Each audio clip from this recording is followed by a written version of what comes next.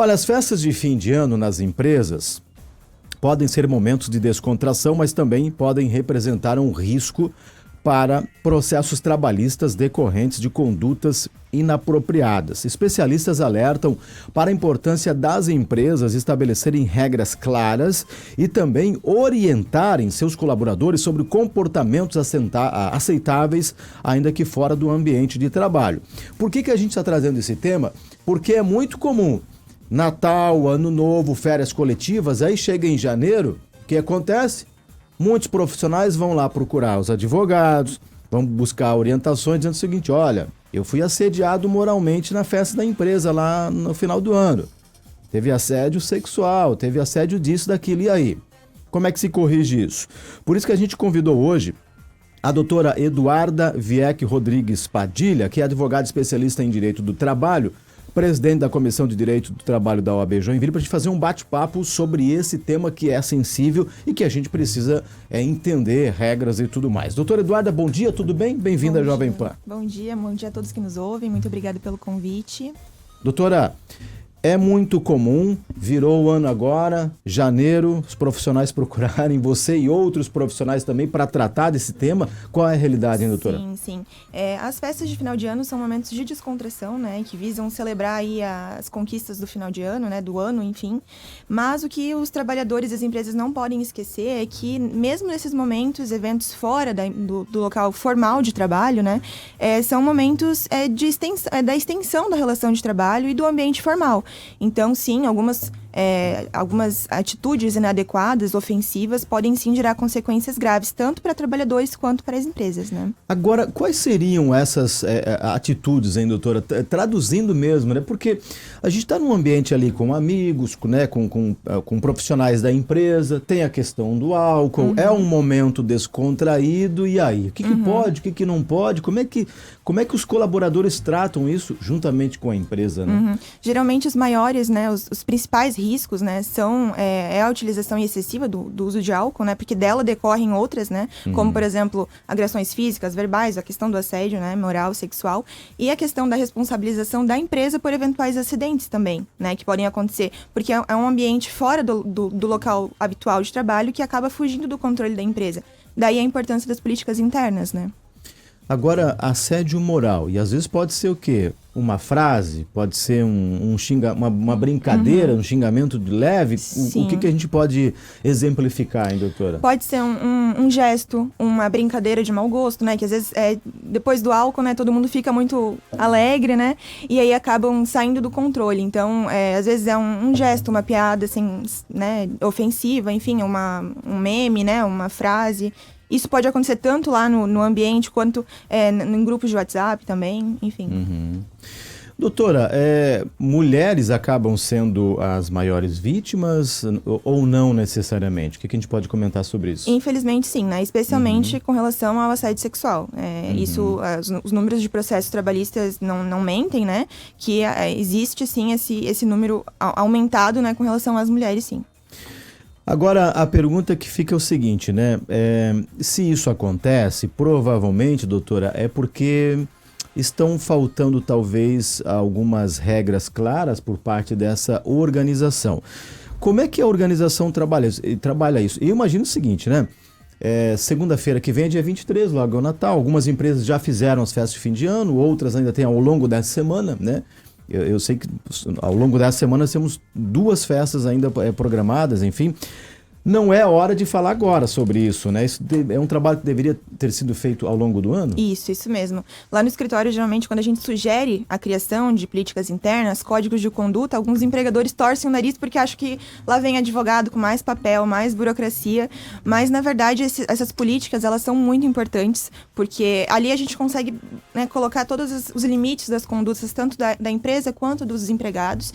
E mais do que isso, é necessário que as empresas, sim, comuniquem eles de forma clara, todos eles, né, de todos os setores, em comunicados internos, mural, e-mail, enfim, que a empresa utilize os meios de comunicação de forma clara para os funcionários entenderem o que pode e o que não pode, porque eu gosto de falar que a relação de trabalho, ela é bilateral, são duas partes, e quando as duas partes estão alinhadas, né, não tem problema, né, o combinado não sai caro, né.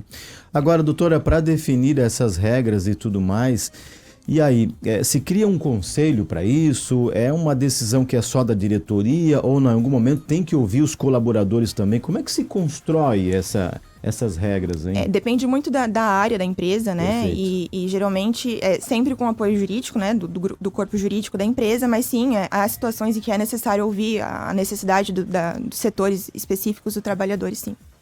E tem que ser bem definido mesmo, exemplo, né? Você está festas de fim de ano, é possível isso, um beijo no rosto de um funcionário. Tem que escrever exatamente assim, Às doutora? vezes é necessário, mas como eu te falei, depende muito do setor, né? Mas sim, às vezes é necessário porque o óbvio precisa ser dito. O que não é proibido é permitido, né? Então, é bom que as empresas tenham isso bem claro. É permitido bebida alcoólica, não é? O tipo de música, vestimentas, enfim.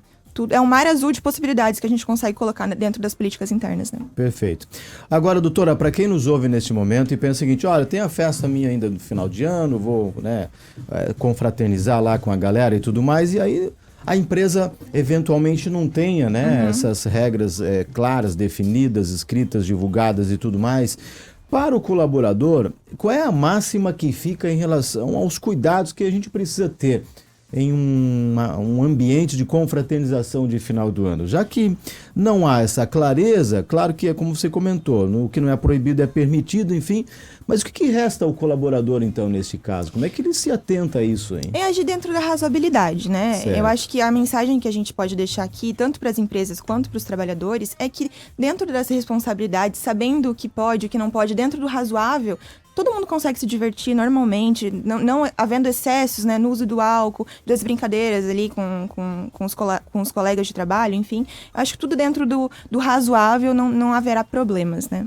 Agora, foto, imagens, tudo isso podem servir de provas para um futuro processo depois. Com certeza. Filmagens, fotos, prints de WhatsApp, até como a gente tinha comentado, né, antes, testemunhas, colegas de trabalho, isso tudo serve como prova, sim, dentro do processo de trabalho. Esse local para fazer esse encontro de confraternização de final do ano também é um detalhe a ser observado, então, pela organização, né, doutora? É isso? Especialmente pela empresa, porque foge do controle dela, né? Não está mais no ambiente formal. Então, ela precisa ter os cuidados necessários, às vezes colocar uma pessoa, um líder de cada setor para cuidar da equipe, enfim, justamente para evitar acidentes, esse tipo de situação com o uso de álcool, né? Enfim.